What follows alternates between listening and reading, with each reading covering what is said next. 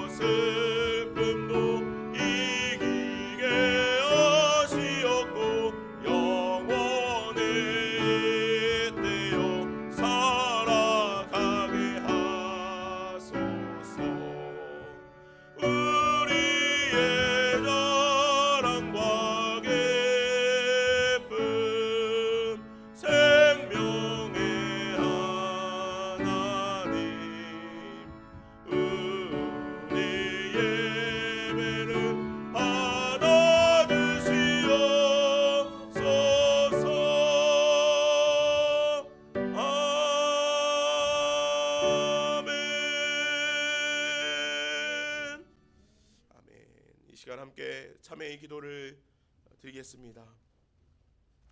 하나님이여, 주의 인자를 따라 내게 은혜를 베푸시며 주의 많은 긍휼을 따라 내 죄악을 지워주소서. 나의 죄악을 말갛게 씻으시며 나의 죄를 깨끗이 제하소서. 웃을초로 나를 정결하게 하소서. 내가 정하리이다. 나의 죄를 씻어주소서. 내가 눈보다 희리이다. 아멘. 이제는 지난 한 주간 하나님과 나만이 하는 죄를 생각하며 참회의 기도를 드립니다.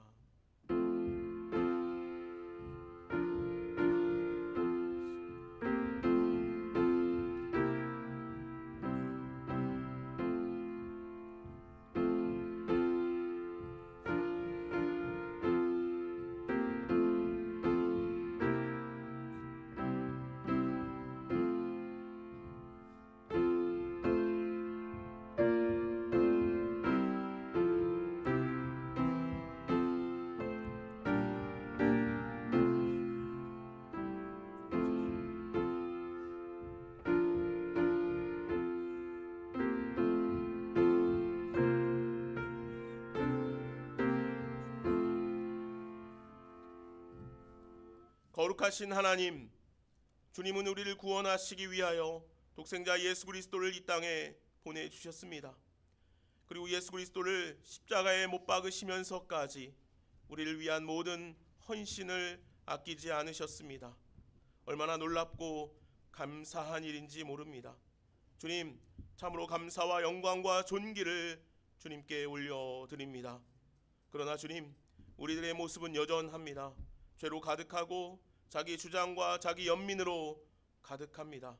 그래서 주님의 그 헌신과 수고를 자신의 기쁨으로만 누리고 살아갑니다. 얼마나 교만하고 거짓된 삶을 사는지 모릅니다. 주님, 우리를 긍휼히 여겨 주옵소서. 주님, 우리를 불쌍히 여겨 주옵소서. 이제 다시 한번 주님 앞에 고백합니다. 주님, 우리의 삶을 받아 주옵소서. 주님께 우리의 온 삶을 드리기를 원합니다. 주님께 온전히 충성하기를 원합니다. 주님께 우리의 모든 헌신을 쏟기를 원합니다. 주님, 우리의 삶을 받아 주옵소서. 주님, 우리를 통하여 주님께 영광이 되기를 원합니다. 주님, 우리를 받아 주옵소서. 예수님의 이름으로 이 고백의 기도를 드립니다. 아멘. 다 함께 사도신경 하심으로 우리의 신앙을 고백하겠습니다. 나는 전능하신 아버지 하나님 천지의 창조주를 믿습니다. 나는 그의 유일하신 아들 우리 주 예수 그리스도를 믿습니다.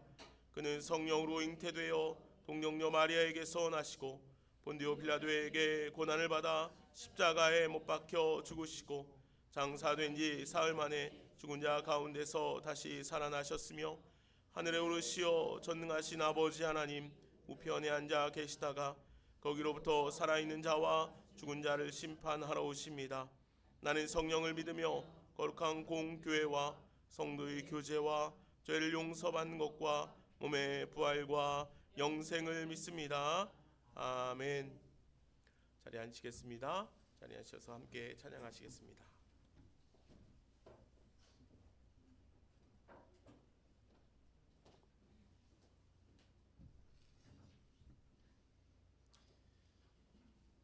찬송가 찬양 드리겠습니다. 찬송가 251장입니다.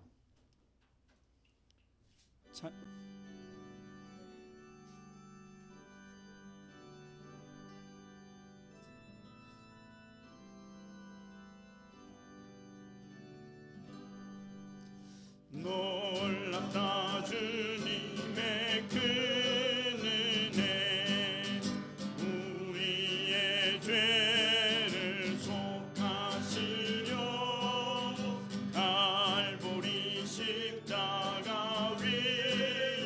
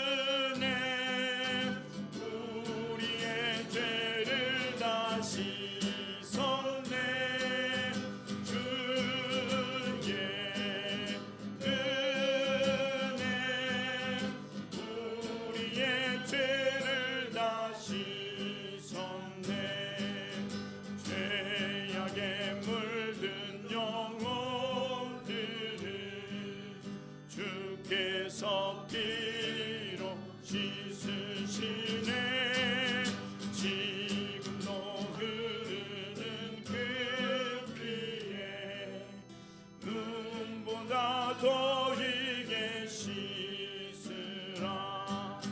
주의 은혜 우리의 죄를 다 씻었네. 주의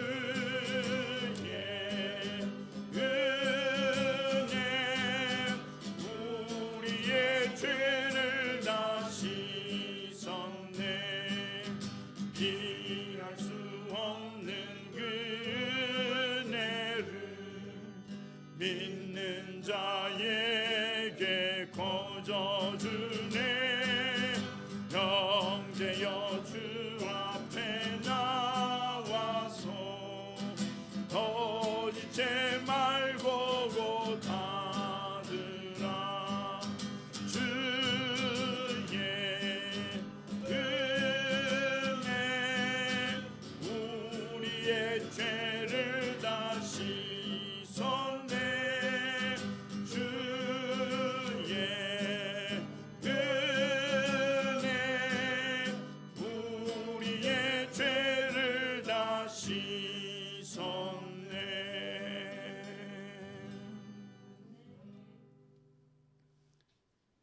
410장 찬양입니다.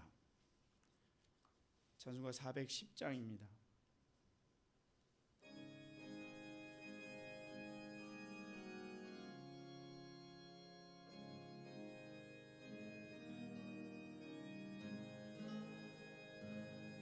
내 맘에 한 노래 있어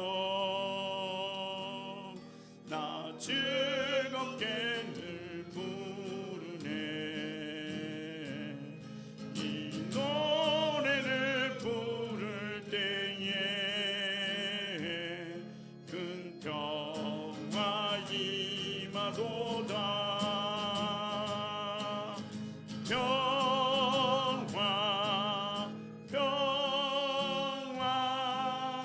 하나님 주신 선물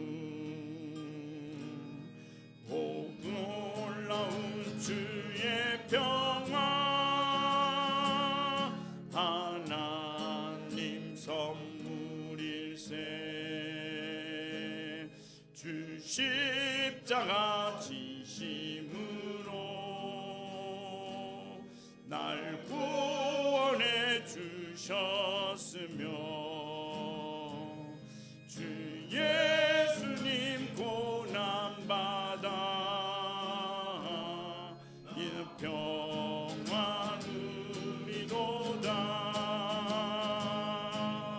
평화 평화 하나님 주신 선물 주 놀라운 주의 평화 하나님 선물일세. 나 주님께 영광 돌려 참 평화가 넘치도다. 주 하나님 은혜로서 이 평화 이루리로다. 평화 평화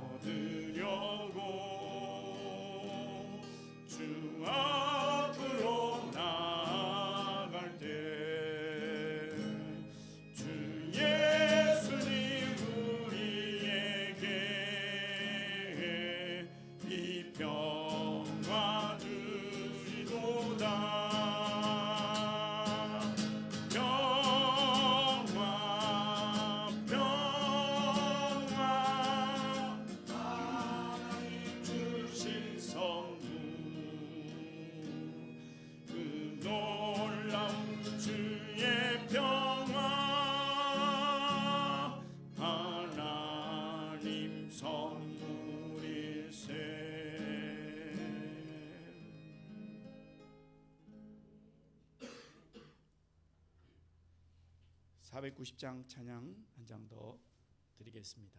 490장입니다.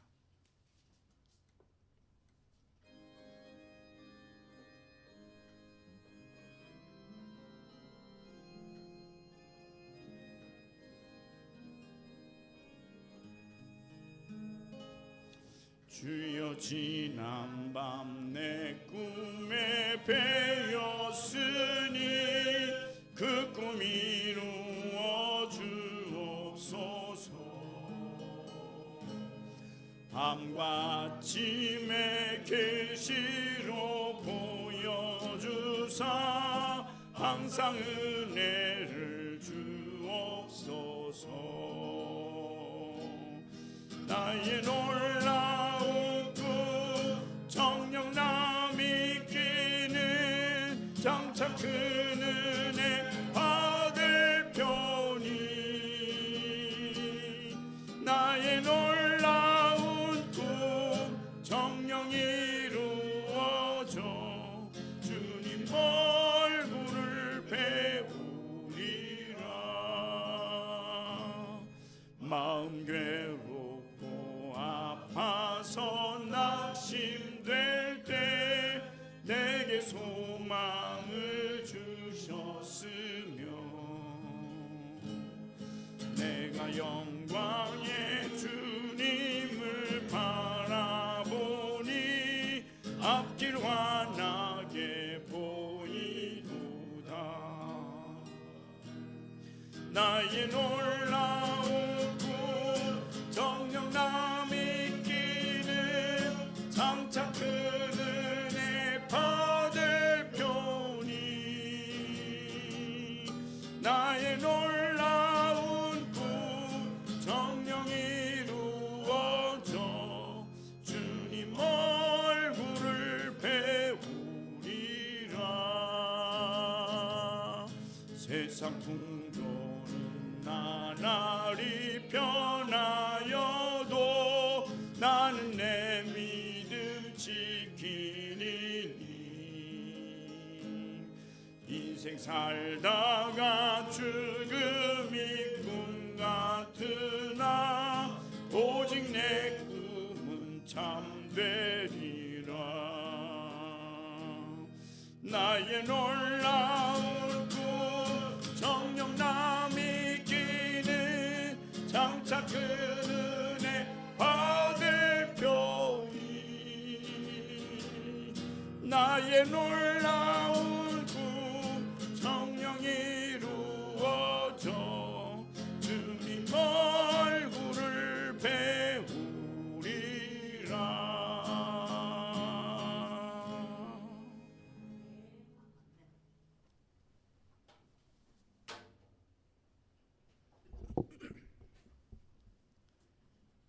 기도드리겠습니다. 사랑의 아버지 하나님, 감사합니다.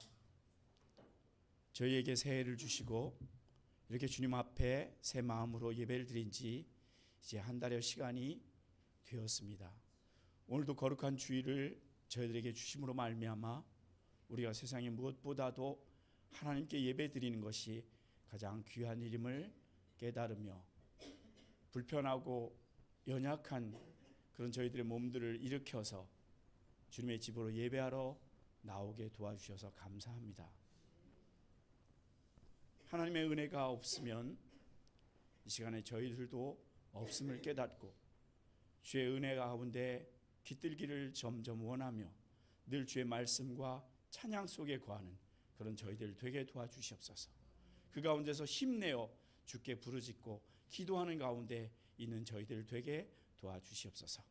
오늘 예배의 자리에 함께하지 못한 많은 지체들 이 시간 무엇을 하든지 그들에게 이 주일의 예배 시간은 가장 의미 있는 시간이 되게 도와주시고 하나님께 예배하는 것보다 더 중요한 일 가운데 있는가 돌아보게 하시고 나의 연약한 형편과 환경을 바꿀 수 있는 그런 지혜는 무엇인가 주님 앞에 구하고 구하는 그런 소중한 심령들 다 되게 도와주시기 원합니다.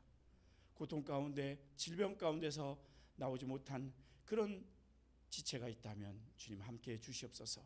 주님의 피 묻은 손으로 치료하여 주시기를 간절히 바랍니다. 생활의 곤궁함으로 인해서 이 시간도 물질을 위해서 수고하는 그런 영혼이 있다면 주님 안에 있는 풍성함을 누리게 도와주시고, 잠시 당하는 고난 때문에, 어려움 때문에 우선순위를 바꾸는 일이 없도록 주께서 그 심령 가운데 역사해 주시길 원합니다. 주의 사랑과 주의 은혜를 깨닫지 못하여서 그리할 때도 많이 있사온데, 주님 부드러운 주의 음성으로 말씀하셔서 그들의 심령을 녹이시고 그들을 주의 사람으로, 주의 일꾼들로 새롭게 세워주시기를 간절히 바랍니다. 하나님, 이 시대는 저희가 살아보지만 정말로 사랑이 없고 믿음이 없는 그런 시대입니다. 하나님, 우리 가운데 사랑이 넘치고 믿음이 충만하려면 우리는 주의 말씀 가운데 견고히 서야만 합니다. 믿음은 들음에서 나며 들음은 그리스도의 말씀으로 말미암는다고 분명히 저희에게 말씀하셨기 때문입니다. 하나님, 저희들이 정말 사랑과 믿음 가운데 충만한 올바른 삶을 살기 위해서 정말로 주의 말씀에 창념하고 주께서 무엇을 우리에게 명령하시는지 잘 들을 수 있는 그런 저희들 마음의 밭을 가질 수 있도록 인도하여 주시길 원합니다. 우리 교회가 책을 통해서 매일매일 말씀을 가까이 하는 그런 일들을 저희들이 실행합니다. 한 달 한 달 우리들 점검합니다. 정말 우리가 그 말씀을 잘 우선은 읽고 있는가 우리들 점검케 도와주시옵소서. 읽지 못한다면 내가 무엇 때문에 주의 말씀을 가까이 하지 못하고 몇십 분의 시간도 주의 말씀을 위해서 시간을 내어드리지 못하는가 돌아보고 우리의 시간들을 잘 조정할 수 있는 그런 믿음의 사람들 되게 도와주시옵소서. 또한 말씀을 그냥 읽는 것만이 아니라 그 말씀 속에 있는 하나님의 마음을 우리가 우리 심령 가운데 발견할 수 있도록 도와주시길 원합니다. 그래서 말씀이 요구하는 사람들로 서게 도와주시길 원합니다. 또한 말씀을 읽다 보면 저희들이 말씀 속에 놀라운 일들로 인해서 우리 삶 가운데 놀라운 일이 생기지 않음으로 인해서 시험에 들고 어려움을 겪을 때도 있지만, 우리 믿음의 사람들이 하나님의 약속을 이루기 위해서 수년을, 수십 년을 기다리고 기도하고 인내했던 것을 발견케 하시고, 우리 또한 우리 삶 가운데 인내하는, 기다리는 그런 저희들의 겸손함이 있게 도와주시옵소서. 하나님, 사랑하는 성도들, 오늘 주님 앞에 예배 나왔습니다. 준비된 말씀을 통해서 우리들이 정말로 주님의 사람들로 변화되게 하시고 그 말씀 안에서 아멘하고 녹아지는 그런 저희들 되게 도와주시옵소서. 저희들이 드린 예배를 주님 받아주시옵소서. 모든 말씀을 우리 주 예수 그리스도의 이름으로 기도하옵나이다.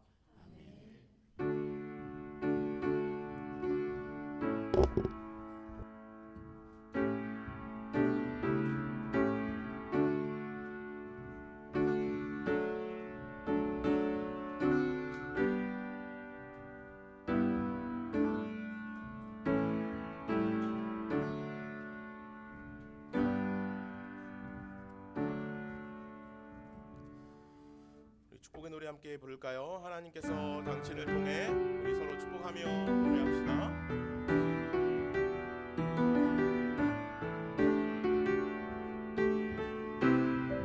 잘 지내셨죠?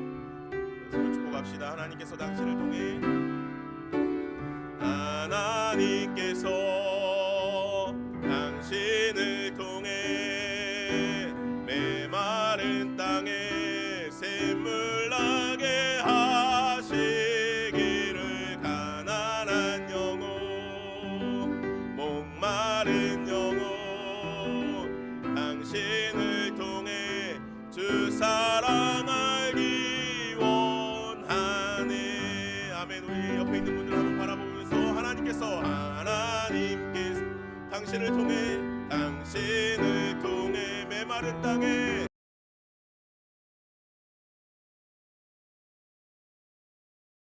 길을, 가난한 영혼, 목마른 영혼, 당신을 통해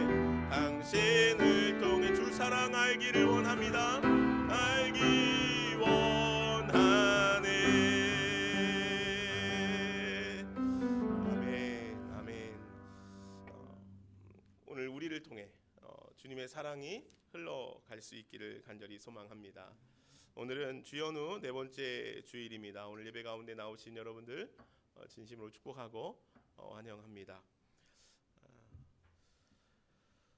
주보 안에 간지를 보시면 2024년 봉사자들을 좀 적어놨습니다. 우리가 늘 해오던 일이기도 하지만 또 한 번 더 확인해 보시고 우리가 올해는 복음 전하는 일에 더 열심을 내었으면 좋겠고, 그 복음 전하는 일이 나가서 노방전도 하는 일도 되겠지만 우리의 삶 가운데 일어나는 일들도 중요하고, 교회 안에서 아이들을 양육하는 일, 또 먹이는 일, 서로 먹고 마시는 일도 복음 안에 복음을 세워가는 일이라 그렇게 생각이 되어지고, 우리가 그동안 이런 일들을 꾸준히 잘 해왔다면 하나 더 올해는 우리가 나아가서 전하는 일도 또 좀 열심을 냈으면 좋겠습니다.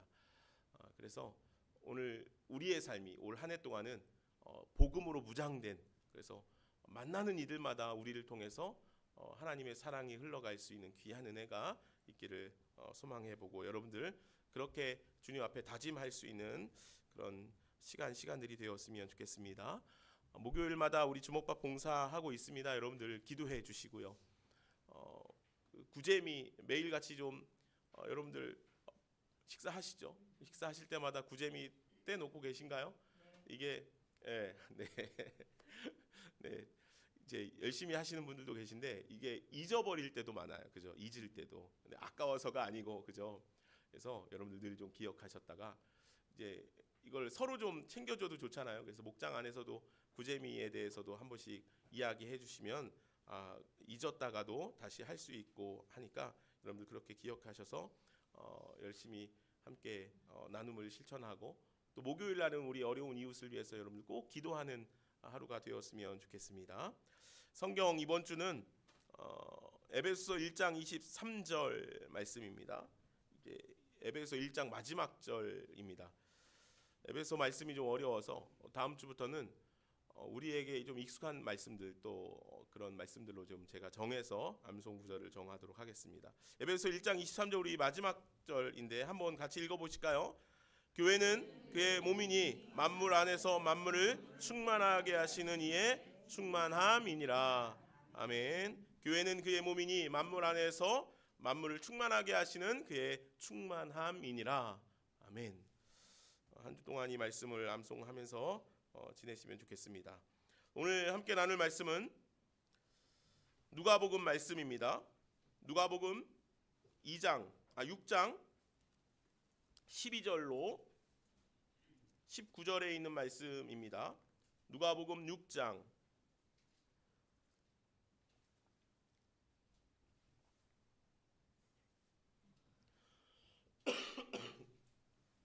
12절로 19절에 있는 말씀입니다.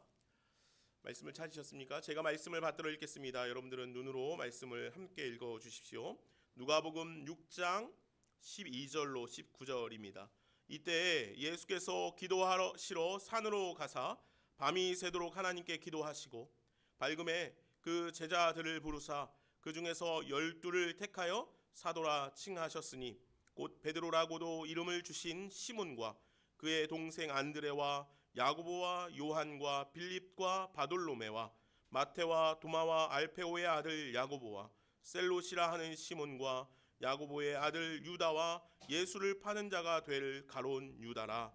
예수께서 그들과 함께 내려오사 평지에 서시니 그 제자들의 많은 무리와 예수의 말씀도 듣고 병고침을 받으려고 유대 사방과 예루살렘과 두로와 시돈의 해안으로부터 온 많은 백성도 있더라. 더러운 귀신에게 고난 받을 자들도 고침을 받은지라 온 무리가 예수를 만지려고 힘쓰니 이는 능력이 예수께로부터 나와서 모든 사람을 낫게 함이로라. 아멘. 하나님의 말씀입니다.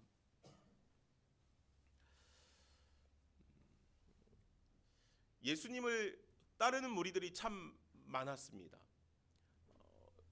우리가 복음서 말씀들을 살펴보면 예수님을 따르는 무리들에 대해서 참 많은 기록들을 하고 있는 것을 봅니다. 오늘 본문에도 그렇고 오늘 본문 이전 바로 앞에도 누가복음 5장 15절에도 예수의 소문이 더욱 퍼짐에 수많은 무리가 말씀도 듣고 자기 병도 고침을 받고자 하여 모여왔다. 그렇게 기록을 하고 있지요. 예수님께서 산상수훈의 말씀 이후에 마태복음을 보면 10가지 이적을 행하시기는 사건이 기록되고 그 사건을 통해서 더 많은 무리들이 예수님을 찾아 나오게 되죠. 오늘 본문의 말씀은 우리가 어찌 보면 잘 아는 그런 예수님께서 12제자를 택하시는 그런 이야기입니다. 많은 무리들 중에, 예수님을 따르는 굉장히 많은 무리들 중에 예수님께서 딱 12명의 제자들을 택하셔서 그들을 오늘 본문에 있는 말씀처럼 사도라 그렇게 칭하셨다라는 것이죠. 예수님께서 많은 무리들 중에 12명만을 택하시는 일은 참 어려웠을 것 같습니다. 왜냐하면 이 12명의 이 사도로 택함을 받은 12명의 사람들 이외에도 이 복음서 안에도 보면 예수님을 아주 신실하게 따르는 이들이 많이 있었거든요. 그런데 그들 중에 딱 12를 택하셔서, 물론 이 숫자가 어떤 숫자인지 또 왜 예수님께서 딱 12를 택하셨는지 우리는 알 수 없지만 어쨌든 그 많은 무리들 중에 딱 12를 택하셔서 주님께서 사도라 칭하여 그들과 함께 복음의 사역을 집중적으로 행하셨다는 것이죠. 예수님께서 그 수많은 무리들 중에 12명의 제자를 사도로 부르시는 그 기준과 방법이 무엇이었을까 하는 생각을 오늘 함께 이야기하면서 그 주님의 방법과 기준에 대해서 나누는 시간을 좀 가져보려고 합니다. 예수님은 어떻게 그들을 부르셨을까?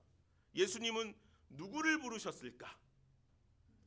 이것에 대해서 우리 좀 고민해 볼 필요가 있죠. 왜냐하면 우리도 부르심을 받은 자 중에 한 사람이기 때문이죠. 주님의 부르심과 그 부르심의 은혜에 대하여서 우리는 좀 기억해 봐야 할 것 같습니다. 예수님께서 이 땅에 오신 이유는 단 한 가지 아닙니까? 무엇입니까? 십자가를 지시는 일입니다. 십자가를 지시는 이유는 무엇입니까? 우리를 구원하시기 위함이죠. 하나님의 나라를 이루기 위해, 하나님의 구원의 역사를 이 땅 가운데 이루기 위해서 독생자 예수 그리스도께서 이 땅에 오셨으며 십자가를 지셨다는 것이죠. 그렇게 우리 가운데 하나님의 나라를 보여주시고 하나님의 나라를 살아갈 수 있는 은혜를 우리들에게 허락해 주신다는 것이죠. 그래서 예수님의 공생의 사역은 아주 비장함으로 시작되어지는 것 같습니다. 우리가 알고 있듯이 예수님이 공생의 사역을 시작하시면서 선언하시면서 하신 첫 메시지가 뭡니까? 회개하라, 천국이 가까이 왔느니라. 이게 예수님께서 공생의 사역을 시작하시면서 내뱉은 첫 마디였다는 거예요. 참 비장하지 않습니까?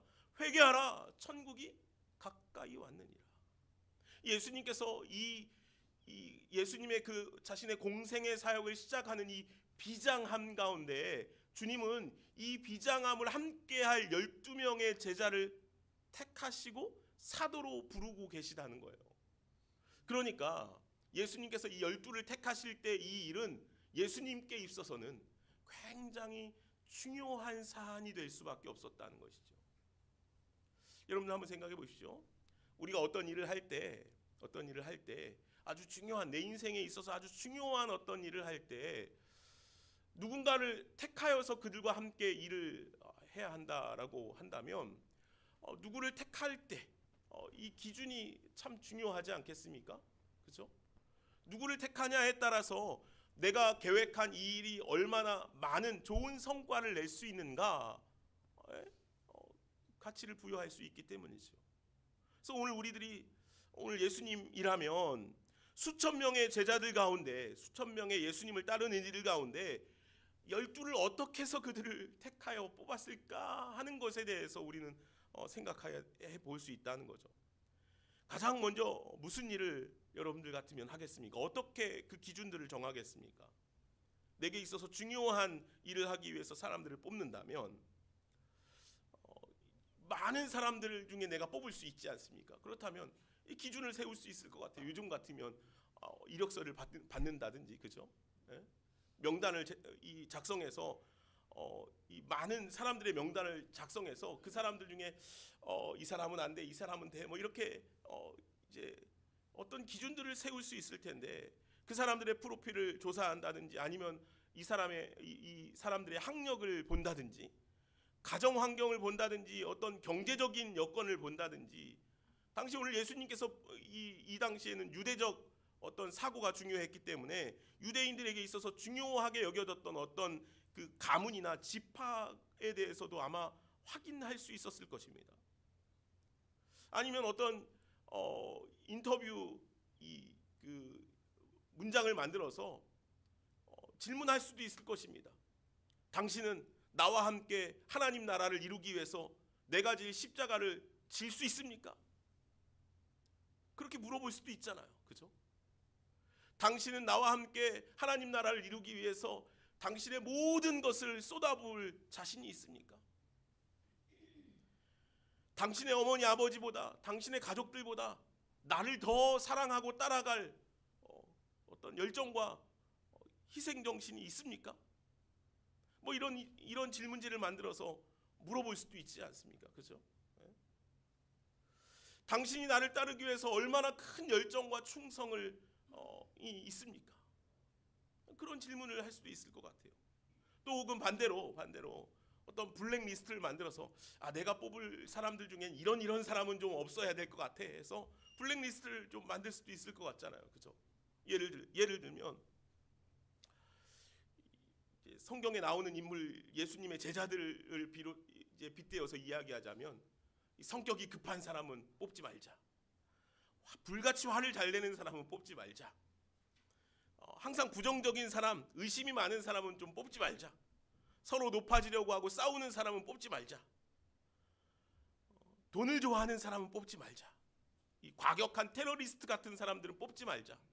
뭐 이런 블랙리스트를 나름대로 만들 수도 있잖아요. 그래서 이런 사람들은 좀 제외하고 뽑아야지. 그렇죠? 왜냐하면 예수님께 이 공생의 사역을 시작하시면서 12제자를 선택하는 일은 너무도 중요한 일이니까요. 그럼 예수님께서는 그들을 어떻게 부르셨을까? 그런 어떤 조건들을 어떻게 만들었을까?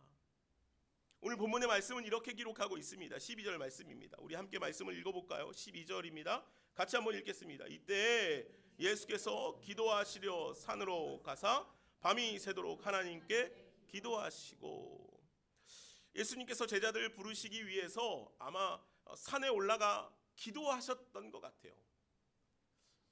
이렇게 이야기하니까 그렇지, 기도해야 되지 라고 우리는 그렇게 생각하죠. 당연한 일처럼 여겨지죠. 어떤 일을 하는 데 있어서 우리에게, 그리스도인에게 있어서 가장 우선되어야 할 일은 기도 아닙니까? 예수님도 당연히 그래서 기도하셨을 것이에요. 하나님의 뜻을 위한 구하는 기도이겠지요. 우리도 어떤 일을 할 때 기도합니다. 여러분들 계획하는 일들, 준비하는 일들을 위해서 여러분들 기도하잖아요. 내가 믿음이 없어도 열심히 신앙생활은 하지 않아도 나에게 갑자기 중요한 일이 생기면 그것을 위해서 우리는 가장 먼저 기도하게 되어 있어요.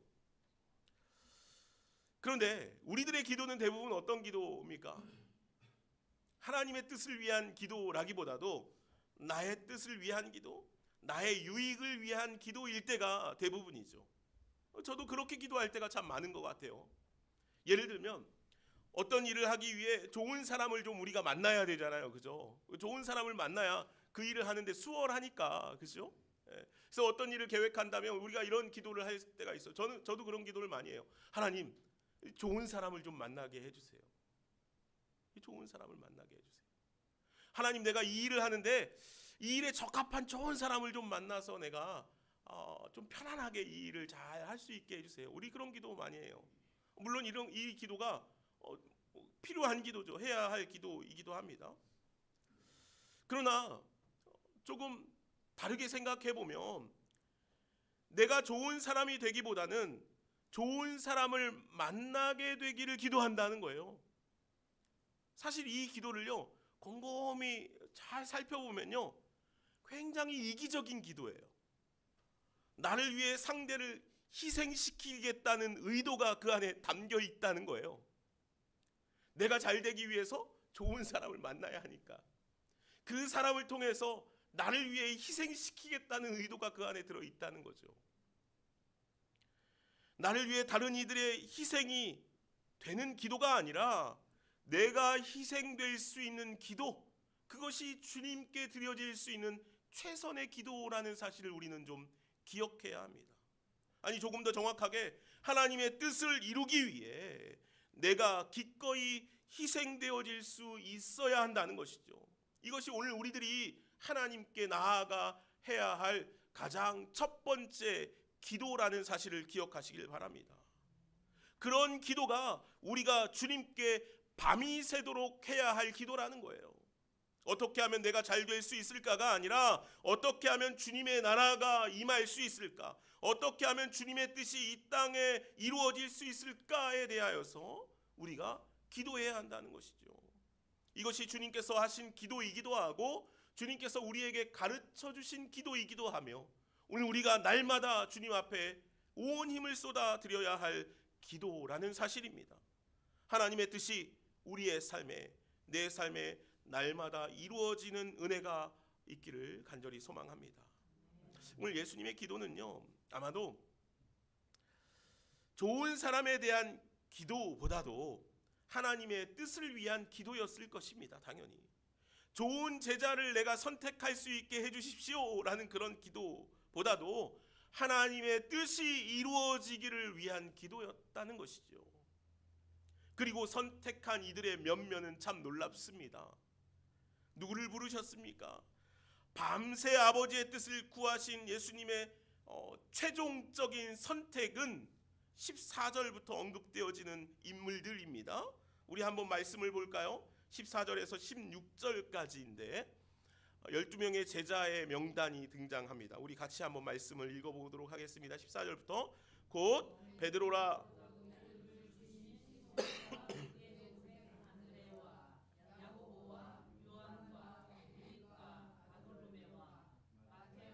도마와 알페오의 아들 야고보와 셀롯이라 하는 시몬과 야고보의 아들 유다와 예수를 파는 자가 될 가롯 유다라. 아멘. 여러분, 이 12명의 제자의 이름을 다 알고 계신가요? 이제 자주 안 보면 좀 이제 몇몇의 제자 이외에는 우리가 잘 기억하지 못할 때가 있습니다. 한번 우리 읊어볼까요? 시몬, 베드로, 안드레, 야고보, 요한, 빌립, 바돌로메, 도마, 마테, 알페오의 아들 야고보, 야고보의 아들 유다, 그리고 셀롯인 시몬, 그리고 가롯 유다. 우리가 알고 있는 명단하고 조금 다른 것도 있기는 해요. 이 마태복음이랑 마가복음에는 야고보의 아들 유다를 다데오라고 그렇게 이름을 부르고 있어요. 이 동일인입니다. 동일인인. 그러니까 야고보의 아들 유다와 다데오, 이 동일을 한 사람입니다. 그래서 이 12명의 제자를 예수님께서 뽑으셨어요. 밤새 하나님의 뜻을 구하고 주님께서 기도하고 내려오셔서 12명의 제자를 사도로 택하여 부르시는 장면이 오늘 이 14절에서 16절까지에 있는 이 명단들입니다. 이들의 면면은 참 놀랍죠. 12 제자 중에 절반이 어부 출신입니다. 어부 출신. 이 어부 출신이라는 것이 뭐 이제 당시의 어부가 이제 뭐 평가절하하지 않은 것이 아니고, 어부 출신의 사람들은 대부분 이게 성경에도 기록하고 있지만 굉장히 급한 사람들이에요. 성격이 아주 급하고 저돌적인 사람들이었다는 거예요. 그러니까 12명의 제자 중에 절반이 어부 출신인데 이들은 대부분 다 성격이 막 급하고 저돌적이고 막 이제 좀 아나무인적인 그런 사람들이었다는 거예요. 그래서 우리가 잘 알고 있듯이 베드로가 어때요? 베드로가 칼을 차고 있다가 예수님을 잡으러 오는 말고의 귀를 콱 잘라버린 예수님 옆에서, 그죠? 칼을 쓰는 사람이기도 했고, 예수님께 그렇게 고백하기도 해요. 주는 그리스도시요 살아계신 하나님의 아들입니다 라고 놀라운 믿음의 고백을 하였지만 바로 이어서 내가 당신을 그렇게 죽게 두지 않을 겁니다 라고 예수님의 마치 멱살을 잡듯이 그렇게 예수님의 말씀을 저지하는 그런 사람이기도 했어요. 그래서 예수님께 베드로가 책망당하지 않습니까? 자기 마음대로 마음 내키는 대로 하는 사람들, 이런 사람들은 함께 일하기가 참 어렵죠. 특히 리더의 입장에서는 그런 이들은 감당하기가 좀 어려워요. 또 당시에 사람들로부터 가장 멸시당하였던 세리 출신도 있어요. 누구예요? 마태죠. 마태복음 10장이 이제 오늘 본문과 동일 본문, 예수님의 제자를 뽑는 장면입니다. 근데 마태복음 9장에 보면 예수님께서 세관에 앉아 있는 마태 세리를 부르시는 장면이 등장해요. 그 부르심에 기꺼이 응답하여 나아간 마태 세리가 죄인들을 다 불러놓고 예수님과 함께 만찬을 나누는 장면도 기록돼요. 우리 지난번 한 말씀 나눴죠. 세리는요, 당시에 매국노, 배신자로 여겨졌어요. 그죠? 그래서 성경은요, 마치 이 세리를요, 창기와 같은 사람처럼 죄인으로 그렇게 취급한다는가요? 얼마나 사람들로부터 멸시를 받는 사람이었는지 몰라요. 그런데 성경은 그런 세리를 부르시고 그를 또 사도라 칭하시기까지 주님께서 하셨다는 것이죠. 이것이 밤새도록 기도하고 나서 뽑은 제자들의 명단이라는 거예요. 그들만 있습니까? 그뿐 아닙니다. 당시에 테러리스트로 여겨졌던 셀로딘도 예수님께서 제자로 선택하셨어요. 이 셀로딘은요 당시에 열심당으로 여겨지는 사람들이었어요. 이 사람들은 어떤 사람들이냐면요, 이제 과격분자들이기도 했고, 당시 이스라엘의 독립을 위해서 그 사람들을 죽이기도 하는, 막 테러하기도 하는 막 그런 사람들이었어요. 열심당원이라 그렇게 불러요. 셀롯 시몬이 바로 열심당원 시몬, 테러리스트 시몬이라는 뜻이에요. 참 놀랍지 않습니까? 더 놀라운 것은 오늘 성경이 기록하고 있듯이 예수를 파는 자가 될 가롯 유다를 주님께서 제자로 12 사도 중에 한 명으로 택하셨다는 것이죠. 유다는 예수님의 제자들 중에 돈꾀를 맡은 사람이라고 그렇게 기록해요. 그래서 돈을 사랑하는 사람이라고 그렇게 성경은 기록하기도 해요. 결국 예수님을 한 사람의 노예값으로 팔아넘기고 마는 그런 엄청난 죄악 가운데 빠지고 마는 자가 되지 않습니까?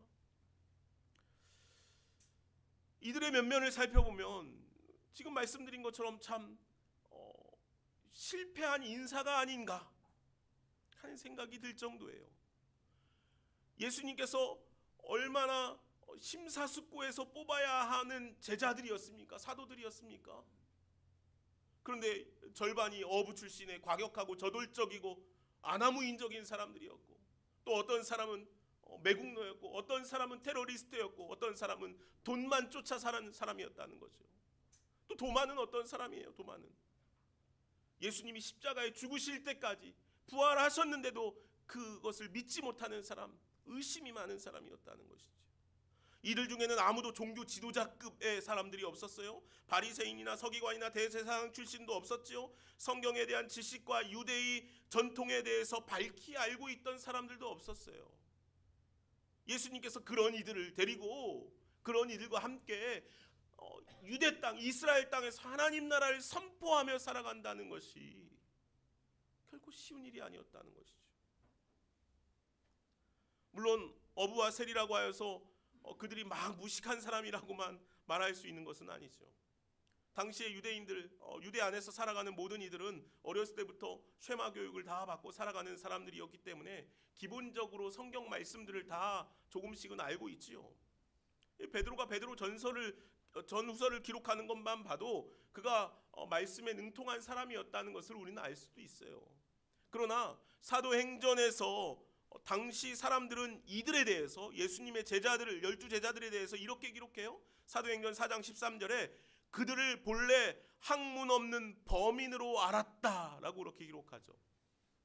당시의 종교 지도자들이나 학식 있는 사람들은요, 예수님의 12제자를 뭐라고 어떻게 알고 있었냐면 학문 없는 범인으로 알고 있었대요. 한마디로 말하면 무식하고 쳐주지 않는 사람들로 여겼다는 것이죠. 그들은 그런 사람들이 분명했어요. 복음서에서 예수님께서 제자들을 자주 책망하시기도 했죠. 왜 책망하십니까? 그들이 주님께서 하시는 말씀을 잘 이해하지 못했어요. 그래서 주님께서 너희가 아직도 이해하지 못하느냐, 아직도 깨닫지 못하느냐라고 여러 차례 책망하시는 장면도 기록해요.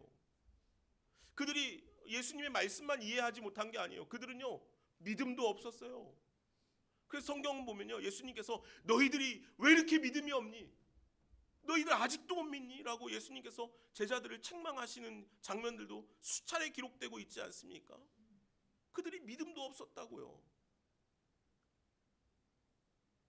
이해하지도 못해요. 믿음도 없어요. 가진 것도 없어요. 어떤 능력도 없어요. 그런데 또 성경은 뭐라고 기록하고 있냐면요 그들이 서로 으뜸이 되기 위해서 자주 싸웠대요. 욕심은 또 얼마나 많은지요. 자꾸 싸우는 사람들이 되었다고요. 어떻게 이런 12명의 사람들을 부를 수 있었을까? 이들을 어떻게 사도라 칭하였을 수 있었을까? 미련하고 이해도 부족하고 믿음도 없고 싸우기나 잘하는 부족한 사람들 아닙니까? 우리는 그렇게 생각할 수 있어요. 야, 정말 최선이었을까 이게?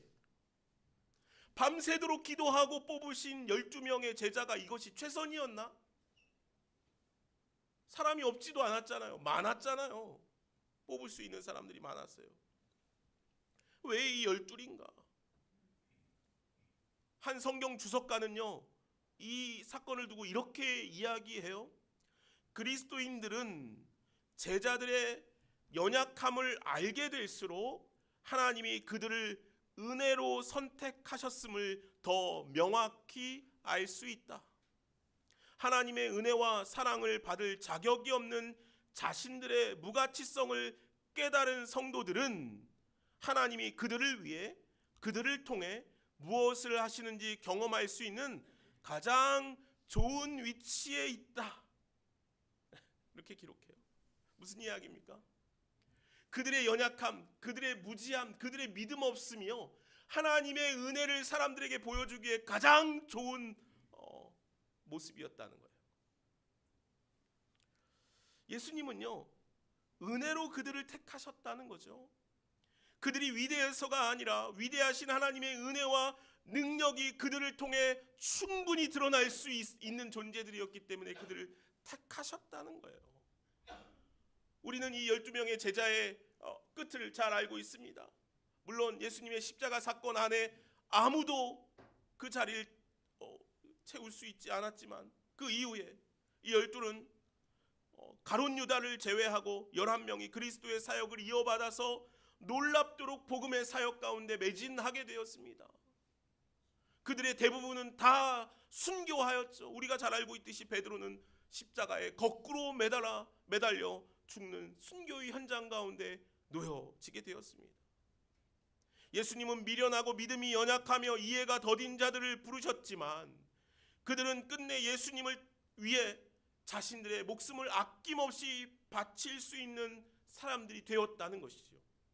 그들이 주를 위해 이토록 헌신할 수 있는 이유는 분명했습니다.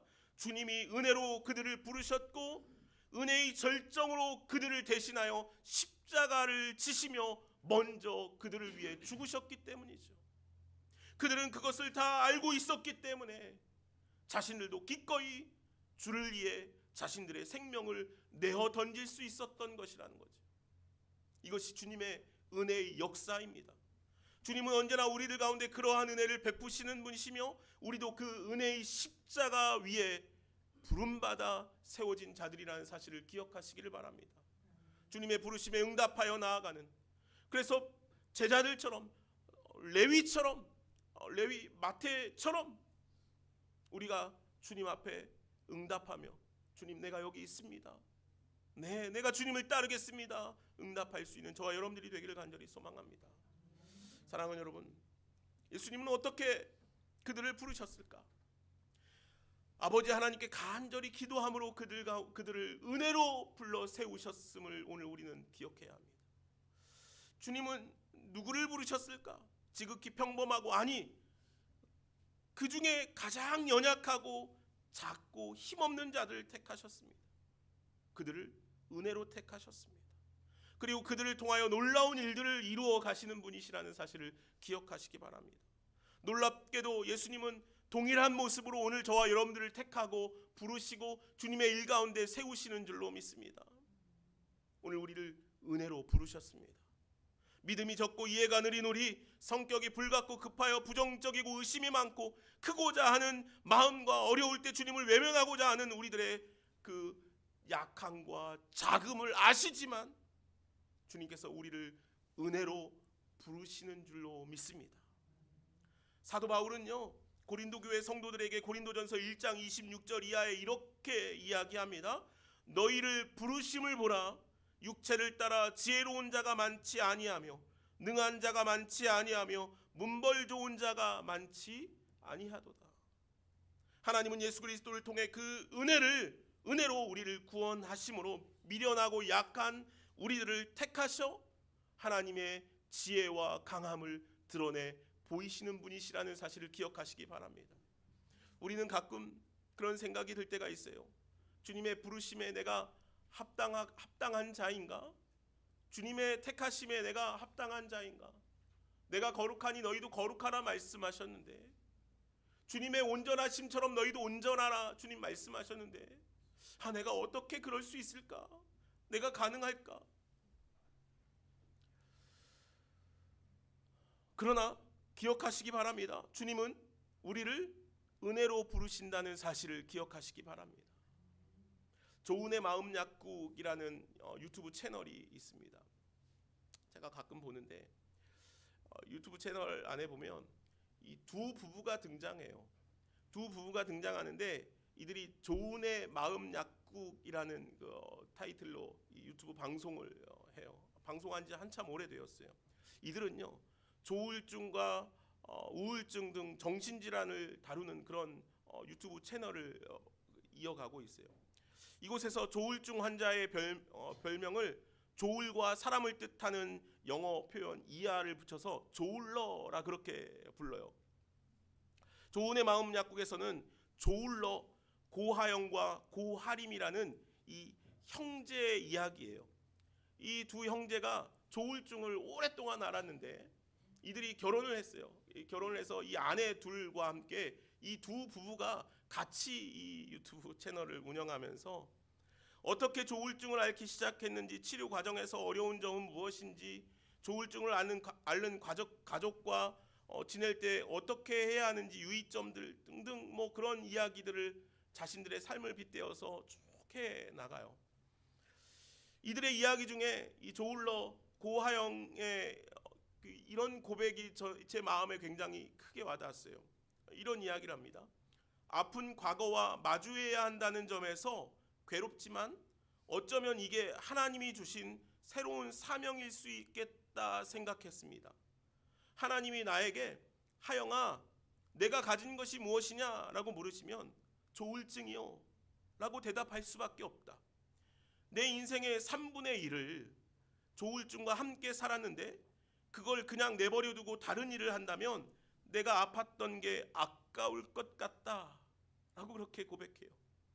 이 말이 참 재밌는 말이지만 참 은혜로운 말이에요. 자신의 아픔, 감추고 싶은 생각, 감추고 싶고 생각하고 싶지 않은 상처지만 그 상처가 주님께서 주신 은혜이며 그 은혜가 확장되고 전심으로 주님의 역사가 되게 하는 것이 바로 자신을 부르신 목적, 자신의 사명이라고 그렇게 자신이 깨달았다는 것이죠. 약한 삶, 드러내기 힘든 삶이지만 그것이 자신의 삶이라는 것이에요. 그래서 하나님께서 사용해 주실 것이라 생각했다는 것이죠. 참 놀라운 믿음의 고백이며 부르심에 대한 응답이 아닐 수 없습니다. 약한 자신을 부르실 때 주님, 나 그거 싫어요 말할 수 있지만 주님 부르실 때 네, 주님의 부르심에 자신의 약함을 온전히 드릴 수 있는 것이 믿음이라는 것이지요. 사도 바울은요, 우리가 생각할 때 참 온전하고 놀라운 믿음의 소유자였어요. 그는 참 많은 능력을 가진 사람이었죠. 그래서 하나님께서 그를 그렇게 놀랍도록 사용하셨구나라고 우리는 생각할 수 있어요. 그러나 사도 바울 자신은 그렇게 생각하지 않았죠. 그래서 그는 늘 주님께 기도해요. 하나님, 나의 이 연약한 것을 좀 고쳐주시면 안 됩니까? 그에게 질병이 있었죠. 어떤 질병입니까? 복음 사역자로는 아주 치명적인 질병이에요. 안질이라고 하기도 하고 간질이라고 하기도 하죠. 그에게는 그런 질병이 있었어요. 그래서 그는 늘 기도해요. 하나님, 이거 좀 고쳐주시면 안 돼요? 그러면 내가 더 놀랍도록 복음을 전할 수 있겠는데, 하나님, 이 질병 좀 고쳐주세요. 그러나 하나님께서 그 기도를 들어주시지 않으시죠. 사도 바울은 그 이야기를 오늘 고린도후서 12장 8절에서 10절에 이렇게 기록하고 있어요. 이것이 내게서 떠나게 하기 위하여 내가 3번 주께 간구하였더니 나에게 이르시기를 내 은혜가 내게 족하다. 이는 내 능력이 약한 데서 온전하여짐이라 하신지라. 그러므로 도리어 크게 기뻐함으로 나의 여러 약한 것들에 대하여 자랑하리니 이는 그리스도의 능력이 내게 머물러 있게 하려 함이라. 그러므로 내가 그리스도를 위하여 약한 것들과 능욕과 궁핍과 박해와 곤고를 기뻐하노니 이는 내가 약한 그때의 강함이라. 아멘. 그리스도의 능력이 내게 머물게 하기 위하여 나의 이 약함이 나에게 있어야 합니다. 이것이 사도 바울이 결국 고백한 내용이라는 거예요. 내가 약할 그때에 강하게 된다는 것이죠. 왜요? 나의 약함 가운데 주님께서 역사하시기 때문이라는 것이죠. 이것이 사도 바울의 고백이에요. 조울러 고하영이요, 자신의 그 우울증을 세상에 이야기하고 싶지 않았을 거예요.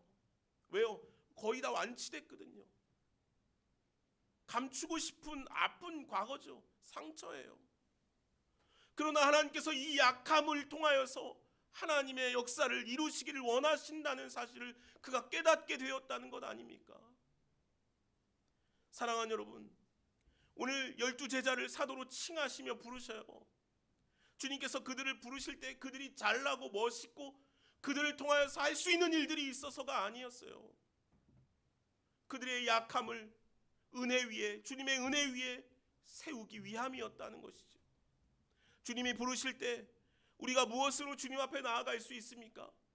주님께서 우리에게 사명을 맡기실 때, 주님, 나에게 이것이 있으니, 나에게 이러한 힘이 있으니, 이러한 능력이 있으니 내가 그거 할 수 있겠습니다. 우리 그렇게 주님 앞에 담대히 당당히 나아갈 수 있는 사람 얼마나 있습니까? 여러분들 주님 부르실 때 내가 가진 것 때문에 당당하실 수 있는 사람이 있습니까?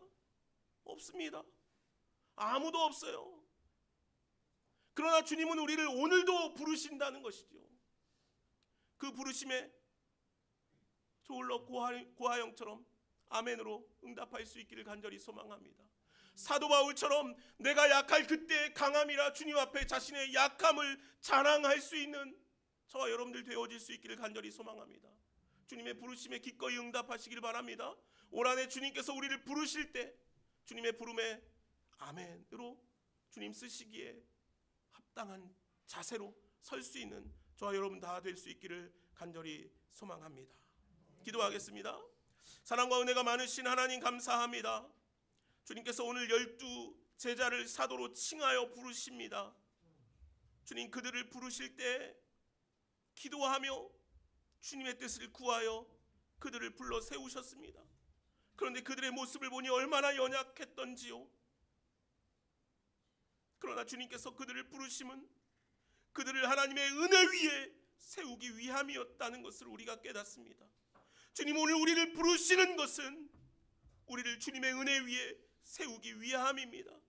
주님, 그 부르심 가운데 우리가 내가 여기 있습니다, 주님 앞에 응답하며 나아갈 수 있는 우리 모두가 되게 하여 주옵소서. 감사하며 예수님의 이름으로 기도하옵나이다. 아멘. 우리 말씀을 기억하면서 우리 같이 함께 찬양하실까요? 주님, 내가 여기 있사오니 나를 보내소서. 우리 함께 찬양하겠습니다.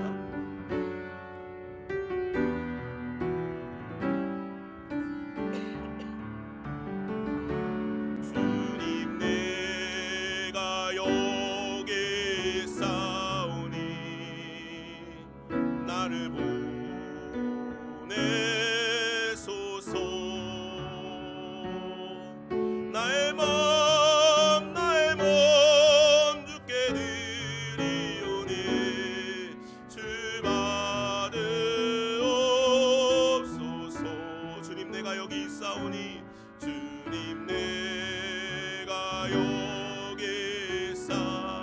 나를 써주소서 나를 써주소서 가진 것 모두 다 주께 드리오니 주 받으옵소서 아멘 할렐루야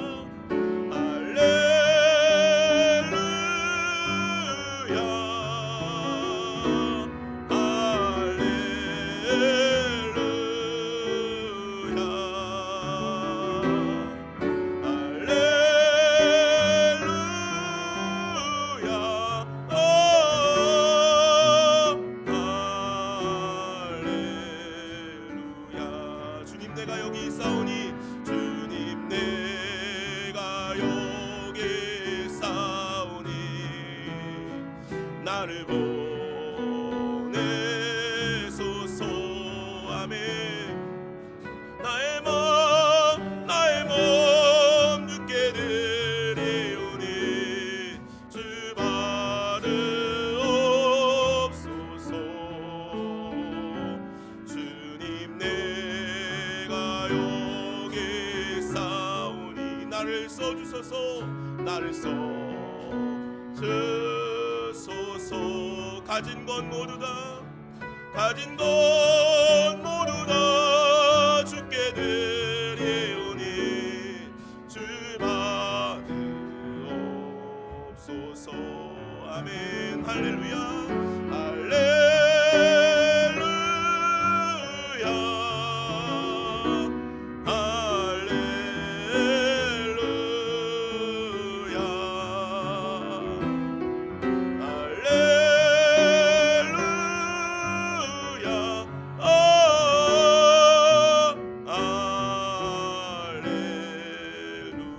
나를 받으옵소서 나를 받으옵소서 아멘 나를 받으옵소서 나를 받으옵소서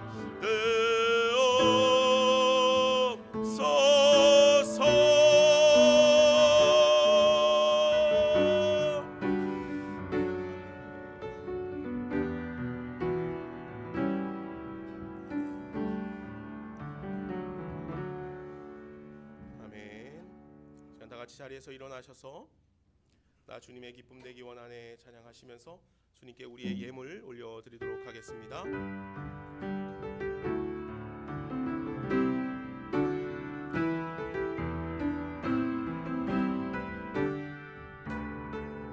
겸손히 내 마음 드립니다. 겸손히 내 마음 드립니다.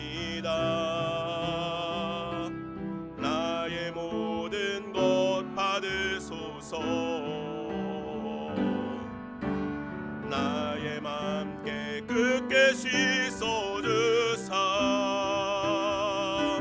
주의 길로 향하게 하소서 내가 원하는 한 가지 내가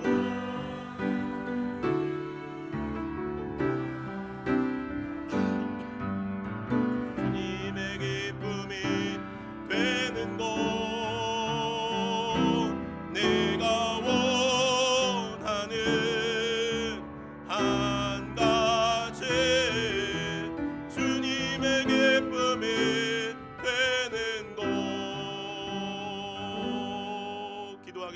하나님 우리의 약함도 우리의 작음도 주님 앞에 다 내어드리기를 원합니다. 주님 우리를 받아 주옵소서. 주님 오늘 우리가 함께 찬양으로 고백했던 것처럼 주님 나의 가진 모든 것들 주님 앞에 내어드립니다. 주님 우리를 받아 주옵소서. 우리를 사용하여 주옵소서. 주님 이 시간 우리가 주님 앞에 또 예배하며 예물들을 올려드립니다. 11조로 감사 헌금으로 목적 헌금으로 또 주일 헌금으로 주님 앞에 드려지는 손길마다 주님 다 축복하시고 기름 부어주셔서 하나님 주님의 것을 주님 앞에 드리는 그 마음이 주님 앞에 합당케 하여 주시고 주님 우리의 믿음의 고백들이 날마다 되게 하여 주옵소서. 주님, 우리의 삶에 날마다 주님 앞에 온 힘을 쏟아 드리기를 다짐하는 우리 모두가 되기를 원합니다. 주님, 우리를 사용하여 주옵소서. 우리를 써 주옵소서. 감사하며 예수님의 이름으로 기도하옵나이다. 아멘. 이제는 우리 주 예수 그리스도의 은혜와 하나님 아버지의 무한하신 사랑과 성령의 교통하심과 역사하심이 주님 나를 받아 주옵소서. 주님 앞에 고백하며 나아가는 여기 모이는 주님의 사랑하는 자녀들 머리 위에 가정과 삶 위에 이렇게 영원까지 함께 계시기를 간절히 축원하옵나이다. 아멘.